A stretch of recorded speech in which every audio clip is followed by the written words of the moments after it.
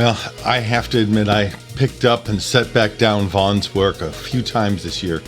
Despite its popularity, and even though it was on my recommended reads list for graphic novels, I'm not a fan of high fantasy or non-scientific science fiction, space opera, and this seemed like all of that, plus an audacious effort to shock readers with sexually provocative imagery. And then I read it. The larger and by far most interesting story is that of two people from different warring factions wanting to raise their child in peace. New parent anxiety, doubting in-laws, and the like are all here. Even a street-smart teen babysitter, who was probably the highlight of the first 3 volumes so far. The parents speak and lust, frankly, and what most books and films will tidily erase from domestic child-rearing stories is here put front and center. Surprising, but genuine.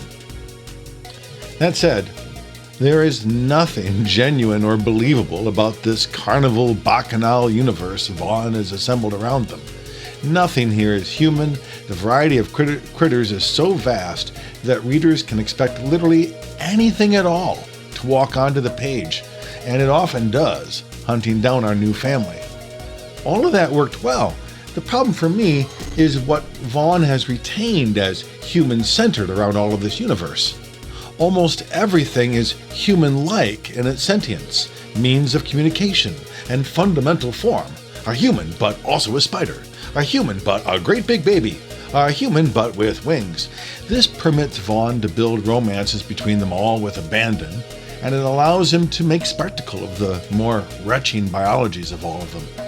In other words, the universe is created for a storyline to offer extraordinary graphic imagery and what I have to identify as sometimes fetish-like sexuality.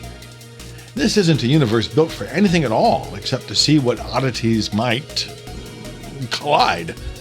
It's a pretty thin disguise.